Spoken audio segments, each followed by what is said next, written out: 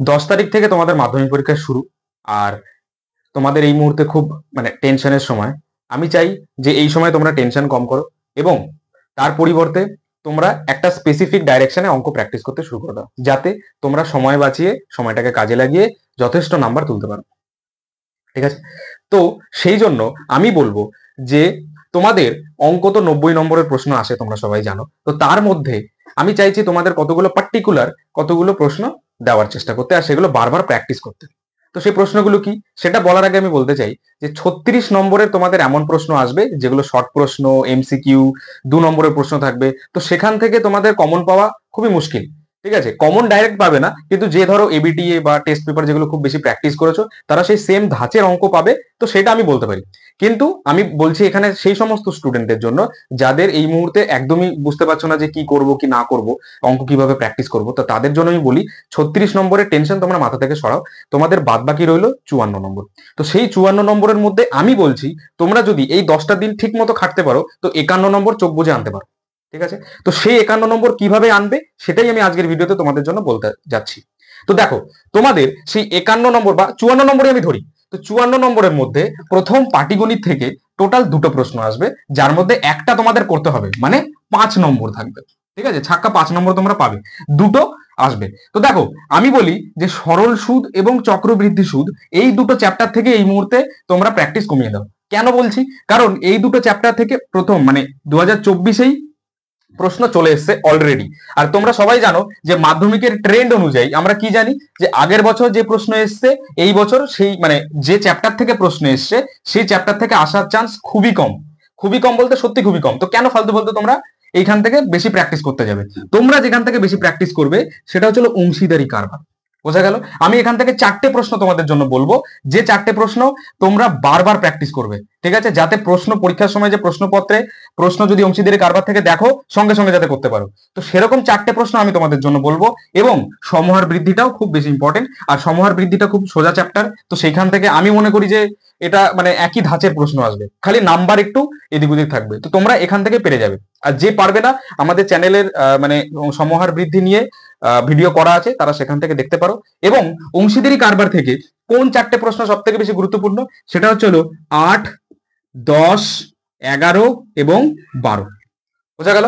তো এই 4টে প্রশ্ন তোমরা বারবার প্র্যাকটিস করবে, যার মধ্যে আমি আরো স্পেসিফিক করে বলে দিই, যার মধ্যে 11 নম্বরের প্রশ্নটা খুব বেশি গুরুত্বপূর্ণ। বোঝা গেল?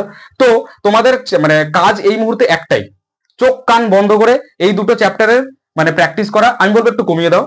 ঠিক আছে, অংশীদারি কারবারের এই 4টে প্রশ্ন বারবার প্র্যাকটিস করো এবং যাতে পরীক্ষার সময় আসলে সঙ্গে সঙ্গে করতে পারো। তো আমি বলবো এই দুটো যদি করতে পারো 5 নম্বর তোমাদের এখান থেকে কনফার্ম। পরের সেগমেন্টটা হচ্ছে তোমাদের বীজগণিত। তো এখান থেকে টোটাল আসবে হচ্ছে 9 নম্বর। ঠিক আছে, কিভাবে আসবে দেখো, দ্বিঘাত সমীকরণ থেকে দুটো 3 নম্বরের প্রশ্ন আসবে, তার মধ্যে একটা 3 নম্বর করতে পারলে 3 নম্বর। অনুপাত সমানুপাত থেকে দুটো আসবে, একটা 3 নম্বরের করতে হবে। এবং ভেদ এবং দ্বিঘাত করণী থেকে দুটো প্রশ্ন আসবে, একটা ভেদ থেকে একটা দ্বিঘাত করণী থেকে, যে কোনো একটা করতে হবে 3 নম্বরের। তাই টোটাল 9 নম্বর এলো বীজগণিত থেকে। এবার দ্বিঘাত সমীকরণের পেজ নাম্বার 11-র 4-এর 19 নম্বর অঙ্কটা আমার গুরুত্বপূর্ণ বলে মনে হয়েছে। এবং পেজ 29-এর 5, 6, 8 এবং 9। ঠিক আছে, এখানে 8-এর আবার কতগুলো 1, 2, 3, 4 মনে হয় 4টে অঙ্ক রয়েছে। তো সেই 4টে অঙ্ক প্লাস 5, 6, 9 এবং 4-এর 19 নম্বর এ কটা করতে পারলে দ্বিঘাত সমীকরণ থেকে আমি বলবো 3 নম্বরের জন্য তোমরা খুব ভালো প্র্যাকটিস করেছো। ঠিক আছে, আর এগুলো কিন্তু খুব বারবার প্র্যাকটিস করবে। তারপরে অনুপাত সমানুপাত। অনুপাত সমানুপাত থেকে অনেকগুলো প্রশ্ন তোমাদের করতে হবে, কিছু করার নেই, অঙ্কগুলো একটু কি বলবো ছোটই হয় আর সহজ হয়। তো দেখো, পেজ 82 এর 7-এর 1, 2, 97 পেজের 4-এর 1, 2, 3, 98 পেজের 6-এর 5, 6-এর 6, 9-এর 1, 9-এর 2 এবং 10-এর 1, 10-এর 2। বোঝা গেল? তো এ কটা খুব ভালো করে প্র্যাকটিস করবে। যাই হোক, দেখো 9 নম্বরের ব্যাপার কিন্তু, ঠিক আছে, বারবার প্র্যাকটিস করবে, ভালোভাবে প্র্যাকটিস করবে। আর দেখো, আমি ভেদ থেকে কিছু তোমাদেরকে দিইনি, কেন? কারণ আমি ভেদ সচরাচর করাই না, আমি প্রেফার করি দ্বিঘাত করণী করতে। তো সেই কারণে যারা তোমরা ভেদ করেছো, যাদের ভালো লাগে তারা নির্দ্বিধায় ভেদ করতে পারো, কোনো অসুবিধা নেই। ঠিক আছে, কিন্তু আমি দ্বিঘাত করণী করিয়েছি, সে কারণে দ্বিঘাত করণী থেকে আমি কতগুলো ইম্পর্টেন্ট তোমাদের জন্য নিয়ে এসেছি। সেগুলো কি কি দেখো, 161 পেজের 2-এর এ বি সি ডি 4টেই একই রকমের অঙ্ক, খালি ভ্যালু একটু আলাদা আলাদা। যাই হোক, তোমরা 4টি প্র্যাকটিস করবে। 5, 6 এর 3 এবং 8, এ কটা যদি করতে পারো, ঠিক আছে, তো দেখো 3 3 6 আর 3 9, তাহলে মানে পাটিগণিতের 5 আর বীজগণিতের 9, টোটাল তোমরা 14 নম্বর কিন্তু এখানেই তোমরা পেয়ে গেলে। ঠিক আছে, আর দেখো আমি বারবার বলছি, সামনে মাধ্যমিক, ফালতু ফালতু এদিক ওদিকে সময় নষ্ট করবে না, যেগুলো বলছি বারবার প্র্যাকটিস করো, কিছু না কিছু নাম্বার বেশি পাবেই। পরের টপিকটা হচ্ছিল তোমাদের উপপাদ্য। এখান থেকে কটা প্রশ্ন আসবে? দুটো আসবে। 5 5 নম্বরে দুটো আসবে, একটা করতে হবে, করতে পারলেই 5 নম্বর। তো আমি এই 5টা তোমাদের জন্য বেছে নিয়ে এসেছি, এগুলো প্র্যাকটিস করবে, বারবার প্র্যাকটিস করবে, দিনে দুবার করে করবে। ঠিক আছে, এক একটা করে দিনে দুবার করে করবে।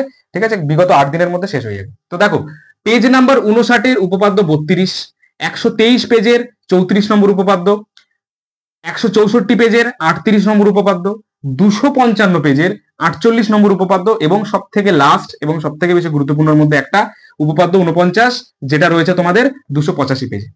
আর এই 5টার মধ্যে আমি বলবো আমার মতে এই যে এইটা মানে উপপাদ্য 34 এবং উপপাদ্য 49 সব থেকে বেশি গুরুত্বপূর্ণ।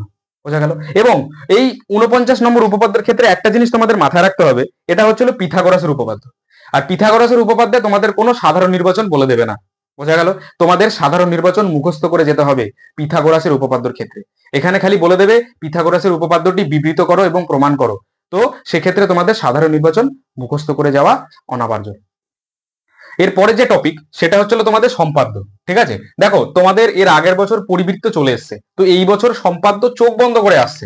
তোমরা এটুকু জেনে রাখো, 100% শিওর তোমরা সম্পাদ্য থেকে যদি কেউ চাও যে হ্যাঁ দাদা আমি একটাই মুখস্থ করবো, সেটা হচ্ছে অন্তর্বৃত্ত করবে। আর যাদের যদি একটু সন্দেহ থাকে যে না দাদা খালি অন্তর্বৃত্তের উপরে ডিপেন্ড থাকবো না, তো তাদেরকে আমি বলবো মধ্য সমানুপাতি একবার তোমরা দেখে যেও কিরকম।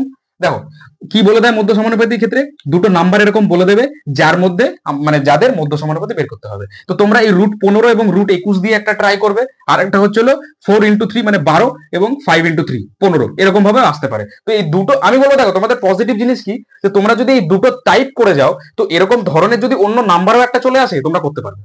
ঠিক আছে, তো যাই হোক, তো এই সম্পাদ্য থেকে এই দুইভাবে তোমরা করে আসবে। এর পরের যে সেগমেন্ট সেটা হচ্ছে তোমাদের সব থেকে বড় সেগমেন্ট, সেখান থেকে সব থেকে বেশি নাম্বার আছে, সেটা কি? ত্রিকোণমিতি। তো ত্রিকোণমিতিতে টোটাল 4টে চ্যাপ্টার আছে। একটা হচ্ছে কোণ পরিমাপের ধারণা, এটা হচ্ছে অনুপাত এবং অভেদাবলী, পূরক কোণ এবং হাইট অ্যান্ড ডিস্টেন্স মানে উচ্চতা এবং দূরত্ব। সবকটার ইম্পর্টেন্ট প্রশ্নগুলো লিখে রেখেছি। তাছাড়াও আমি বলবো এই প্রথমের যে 3টে এই যে চ্যাপ্টার দেখতে পাচ্ছ, সেখান থেকে টোটাল 3 3 3 একটা একটা করে আসবে, যার মধ্যে দুটো তোমাদের করতে হবে মানে 6 নম্বর। আর হাইট অ্যান্ড ডিস্টেন্স থেকে আসবে দুটো প্রশ্ন, যার মধ্যে একটা করতে পারলে 5 নম্বর। বোঝা গেল? তো দেখো, কোন পরিমাপের ধারণা পেজ নাম্বার 276 পেজের 5 এবং 6 নম্বর, ঠিক আছে, আমাদের ইম্পর্টেন্ট বলে মনে হয়েছে, প্র্যাকটিস করবে। পেজ নাম্বার 302 5-এর 9, পেজ নাম্বার 303-এর 6-এর 3 এবং 4, 7-এর 2 এবং 8 নম্বর ইম্পর্টেন্ট। এছাড়া পেজ নম্বর 311 এর 3-এর 7 এবং 13। এরপরে চলে আসো পেজ নাম্বার 312, ওই সেম চ্যাপ্টারেরই ত্রিকোণমিতিক অনুপাত এবং অভেদাবলীরই 6-এর 3 এবং 6-এর 6 নম্বর। এরপরে পূরক কোণের কোণটা পেজ নাম্বার 316-র 3-এর 2 এবং 8। দেখো মনে হচ্ছে তোমাদের অনেকগুলো অঙ্ক দিয়ে দিয়েছি, কিন্তু এটুকু করতে হবে। এটুকু না করলে কিন্তু এখান থেকে ওখানে 6 আর এখানে তোমার 5, 6-এর 5 11, অনেকটা নাম্বার কিন্তু ক্যারি করছে। এছাড়া হাইট অ্যান্ড ডিস্টেন্স উচ্চতা এবং দূরত্ব থেকে 8, 10, 13 এবং 19। বোঝা গেল? বারবার প্র্যাকটিস করো, তোমাদের হাতে আবার বারবার বলছি 8 দিন সময় আছে, প্রতিদিন দুটো দুটো করে যদি করতে পারো তো অঙ্ক কিন্তু শেষ হয়ে যাবে 8 দিনের মধ্যে। যাই হোক, কিন্তু সেই জন্য বলছি এদিক ওদিকে না তোমাদের মাথা ঘামিয়ে খালি এগুলোই প্র্যাকটিস করো, তোমাদের নাম্বার অনেকটা বাড়বে। এরপরে হচ্ছিল তোমাদের পরিমিতি। তো পরিমিতি থেকে তোমরা জানো 5টা টোটাল চ্যাপ্টার আছে। ঠিক আছে, তার মধ্যে আমি বলবো এবছরের জন্য গোলক সব থেকে বেশি ইম্পর্টেন্ট। ঠিক আছে, গোলকের প্রশ্নগুলো প্র্যাকটিস তো করবেই, তার পাশাপাশি এগুলো থেকেও কেন ছাড়বে, এগুলো অল্প অল্প করে প্র্যাকটিস করে যাবে। তো সেগুলো কি?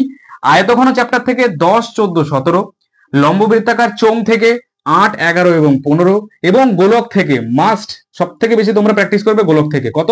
8, 9, 10 এবং 11। ঠিক আছে, এরপরে হচ্ছিল শঙ্কু থেকে 8 এবং 10, আর বিভিন্ন ঘনবস্তু সংক্রান্ত বাস্তব সমস্যা থেকে খালি 7।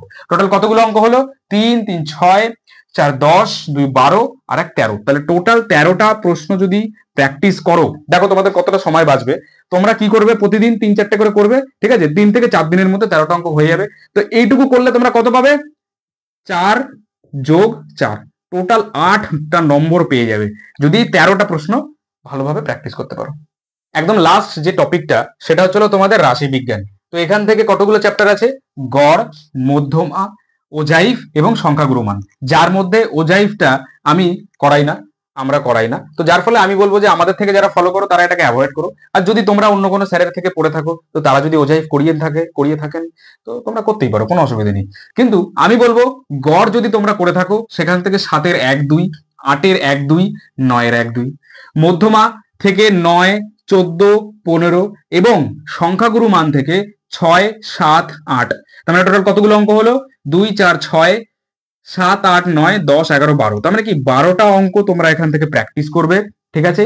যেটা করলে তোমরা 4 এবং 4, কারণ এই 4টে টোটাল চ্যাপ্টার থেকে 4 4 করে 3টে প্রশ্ন আসবে, যার মধ্যে 2টো করতে হবে। তার মানে 12টা করতে পারলে 8 নম্বর তোমাদের এখান থেকে পাক্কা। যাই হোক, তো আমি তোমাদেরকে ছোট্ট একটা সাজেশন দেওয়ার চেষ্টা করলাম এই মাধ্যমিকের আগে, যাতে কি হয় তোমরা মানে চারিদিকে না ছড়িয়ে যে এটা করব না সেটা করব, এই যে একটা তোমাদের মানে চিন্তা, তো এই চিন্তা না করে যে কটা আমি তোমাদের অঙ্কগুলো বললাম সেগুলো একটা নির্দিষ্ট রুটিন মেনে প্রতিদিন একবারে সব করতে হবে না, ঠিক আছে? দুটো দুটো করে করো, বা দুটো দুটো একটু কম হয়ে যাচ্ছে, তুমি 3-4টে করে করো, 4টে করে যদি প্রতিদিনও করো, ঠিক আছে, তোমাদের 8 দিনের কি তার আগেই শেষ হয়ে যাবে। যাই হোক, তো আজকে এই পর্যন্তই। আর তোমাদের এই ব্যাচের জন্য আমি আশা করি তোমরা এখান থেকে ভালোই কমন পাবে এবং তোমাদের মাধ্যমিকের জন্য বেস্ট অফ লাক।